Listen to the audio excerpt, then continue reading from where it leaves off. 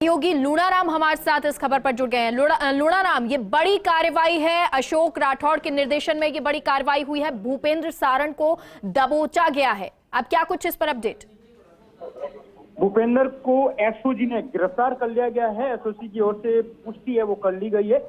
जो बेंगलुरु एयरपोर्ट है वहां से गिरफ्तार किया गया है और भूपेंद्र अहमदाबाद से फ्लाइट से बेंगलुरु पहुंचा था। और जैसे एसओजी के पास में पिछले एक सप्ताह से भूपेंद्र को लेकर, उनके मूवमेंट को लेकर लगातार सूचना मिल रही थी। और जैसे ये शिक्षक भर्ती परीक्षा का मुख्य आरोपी है और जैसे ये मामला सामने आया था उस दिन से फरार है। जयपुर में स्थित जो भूपेंद्र का मकान है वहां पर भी जेडीए ने पिछले दिनों कार्रवाई की थी, बुलडोजर चला था और मुख्य आरोपी भूपेंद्र लगातार फरार चल रहा था। जैसे उसके मूवमेंट की सूचना मिली, अहमदाबाद से फ्लाइट के जरिए बताया जा रहा है कि वो बेंगलुरु पहुंचा और एसओजी लगातार नजर बनाए हुए थी। तो एसओजी की टीम ने, एटीएस और एसओजी की टीम ने इस बड़ी कार्रवाई को अंजाम दिया। जो एडीजी अशोक राठौड़ है उनके निर्देशन में इस बड़ी कार्रवाई को अंजाम दिया और बताया जा रहा है कि मुख्य आरोपी, शिक्षक भर्ती परीक्षा का मुख्य आरोपी भूपेंद्र जो गिरफ्त में है, जो जालोर जिले के सांचौर का निवासी है और जब से ये मामला सामने आया था तब से ही फरार था।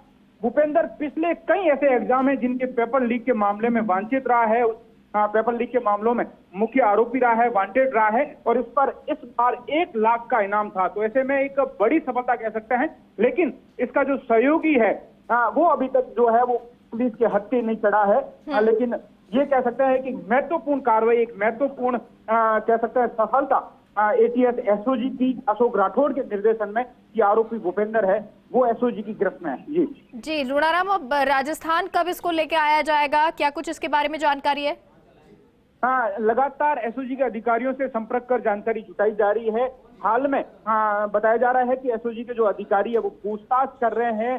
ठीक है लूणाराम, आपको रोकना चाहेंगे। डॉक्टर किरोड़ी लाल मीणा, राज्यसभा सांसद, हमारे साथ फोन लाइन पे जुड़ गए हैं। सर, फर्स्ट इंडिया न्यूज पर आपका बहुत बहुत स्वागत है। और आज ये बहुत बड़ी खबर है और राजस्थान के लिए बहुत बड़ी, ये एसओजी के लिए सफलता है। सबसे पहले आपका रिएक्शन चाहेंगे, भूपेंद्र सारण को गिरफ्त में लिया गया एसओजी की तरफ से।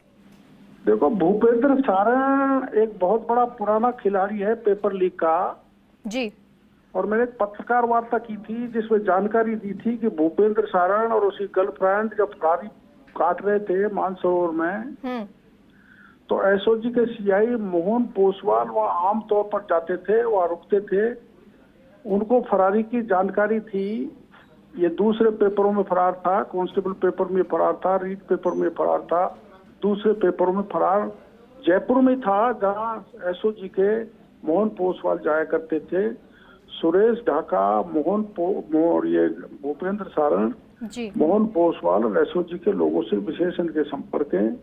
इनकी छत्र छाया में ये पेपर लीक करते आए हैं और ये यहाँ से भागे थे। मैंने पत्रकार वार्ता की थी, उसी दिन कहा था इनको पकड़ो, लेकिन पुलिस ने पकड़ा नहीं, इनको जाने दिया। ये नेपाल गए, नेपाल से थाईलैंड आए। अब फेस सेविंग के लिए एसओजी कह रही है हमने बेंगलुरु से गिरफ्तार किया, 8 दिन से हम कोशिश कर रहे थे। वो थाईलैंड से लौटा है, वह अपना नेपाल आया, नेपाल से बेंगलुरु आया है और उसने बड़ी शर्तों के साथ सरेंडर किया है। एसओजी से बात करके हमारी शर्तें ये होंगी, केस को कमजोर बनाया जाए जिससे मैं बेल आउट हो जाऊं और सुरेश ढाका पर किसी प्रकार की आंच नहीं आए। जिस दिन सुरेश ढाका को पुलिस पकड़ लेगी और सच्चाई से पूछताछ करेगी तो बड़े बड़े राज खुलेंगे। कई एमएलए, कई मंत्री, कई ये जो पेपर लीक करने वाले जो माफिया हैं उनकी गिरफ्त में आएंगे। लेकिन सुरेश ढाका पर मैं आज दावे के साथ कह रहा हूँ, राजस्थान की पुलिस हाथ नहीं डालेगी। जिस दिन सुरेश ढाका पर हाथ डालेगी उस दिन सरकार में हलचल मच जाएगी, सरकार हिल जाएगी। इसलिए वो उसको सरकार पूरी तरह से बचाएगी। और वो एसओजी राजस्थान की पुलिस, जिसमें राजस्थान के मुख्यमंत्री ये कहते हैं कि पेपर लीक में राजस्थान के किसी अधिकारी और किसी हमारे नेता का हाथ नहीं है, तो आपने क्यों डीपी जारोली को बर्खास्त किया, 4 प्रिंसिपल्स को आपने क्यों बर्खास्त किया, कई दर्जनों बाकी के कर्मचारी को क्यों बर्खास्त किया, दोषी नहीं है ये राजस्थान का मुख्यमंत्री कह दे तो क्या आशा की जा सकती है कि राजस्थान की सरकार कि पुलिस और एसओजी निष्पक्षता से जांच कर सकती है?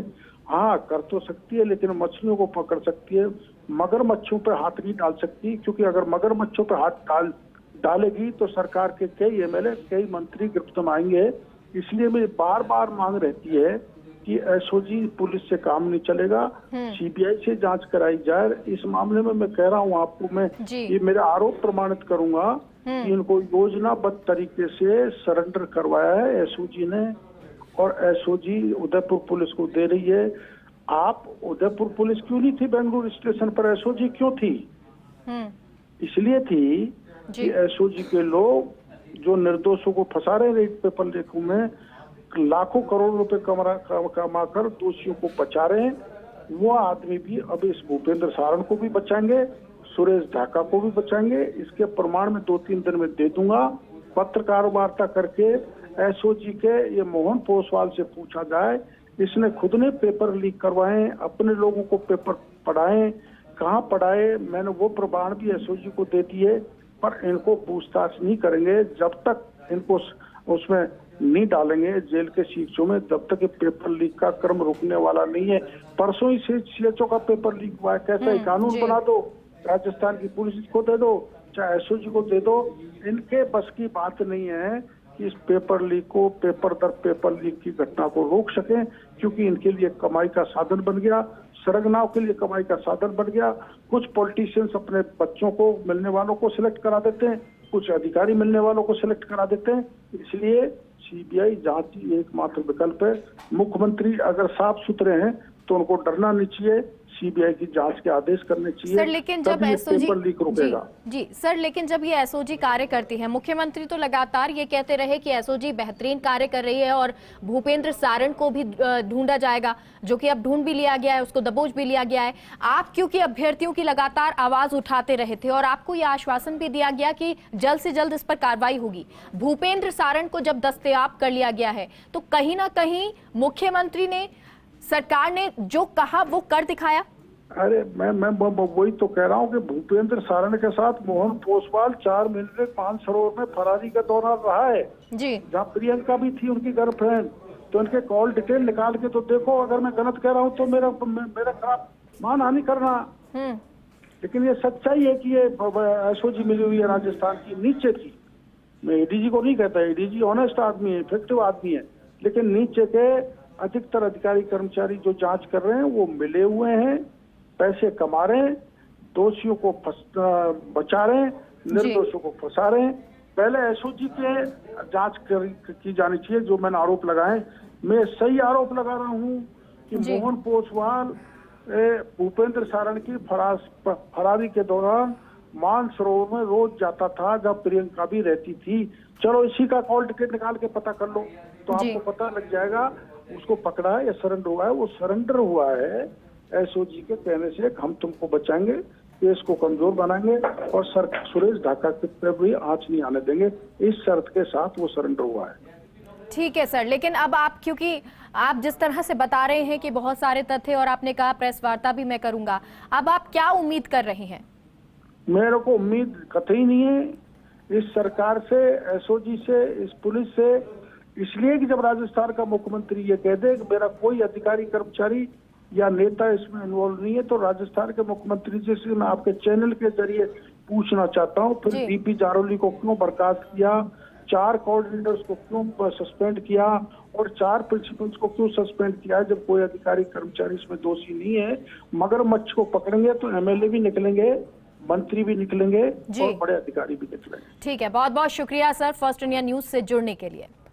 और हमारे साथ धर्मेंद्र यादव, जोधपुर ग्रामीण एसपी जुड़ गए हैं। धर्मेंद्र यादव सर, आपका फर्स्ट इंडिया पर स्वागत है। आपको सबसे पहले इसके बारे में जानकारी मिली थी, सर जरा विस्तार से आपसे इस पूरे घटनाक्रम के बारे में जानना चाहेंगे। एसओजी ने किस तरह से ये कार्रवाई की है, किस तरह दबोचा है? मेरे टीम के जो मेंबर्स हैं जी, एसआई लाखाराम और एएसआई देवाराम और भवानी, इन्हें एक्चुअली सूचना मिली थी कि ये बेंगलोर में हो सकता है जी। इस पर फिर हमने, क्योंकि एसओजी इसे मॉनिटर कर रही थी, तो हमने ADG ATS SOG Shri Ashok Rathore साहब को बताया कि ऐसी इनपुट है। तो इस पे फिर जोधपुर ग्रामीण की टीम और एसओजी की टीम को रवाना किया गया था फ्लाइट से बेंगलोर जी। पहले था कि किसी ट्रेन से इसका सामान जोधपुर से जा रहा है जो वो लेने आएगा, तो लेकिन वो लेने नहीं आया, तो टीम को वहीं फिर कैंप करना पड़ा और जो इनिशियल इंफॉर्मेशन था उसको टीम ने लगातार वहीं कैंप करके डेवलप किया और आज फाइनली इंफॉर्मेशन था कि ये अहमदाबाद से बेंगलोर आएगा। तो उसमें फिर सीआईएसएफ का भी हेल्प लिया गया। पहले मेरे कमिश्नर रह चुके हैं जी श्री जोश मोहन साहब, वो वहाँ आईजी सीआईएसएफ है, तो उनकी भी मदद एसओजी ने ली और उनकी मदद से फिर ये पकड़ा गया एयरपोर्ट। सर, ये गिरफ्तारी कैसे हुई? क्योंकि आपने कहा जो टीम थी पहले कुछ लीड मिली थी लेकिन वो वहां पर पहुंचा नहीं, कैंप पुलिस ने किया, उसके बाद ये बेंगलुरु एयरपोर्ट की जानकारी किस तरह मिली और किस तरह इसको दबोचा गया?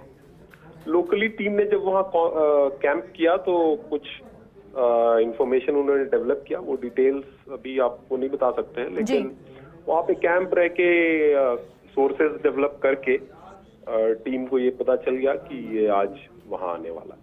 ठीक है, बहुत बहुत शुक्रिया।